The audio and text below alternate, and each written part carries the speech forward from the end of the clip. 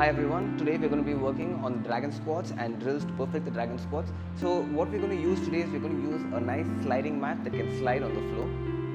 Right, place your right foot on the mat, and what we're going to do is we're going to go behind your left foot and extend it all the way. Slowly come back up. Now place your left foot on the sliding mat. Extend your left foot behind your right foot and go all the way and come back up.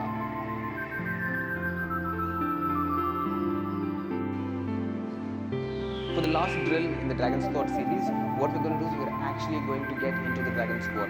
So we're going to squat on the left leg this time. Extend your right leg to the outside of your left leg, and now place your right hand on the floor and drop your hips and foot to the floor. Pick it up.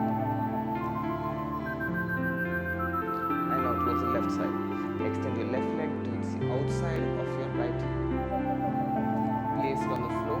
Place your left hand on the floor and drop your hips. Pick it up.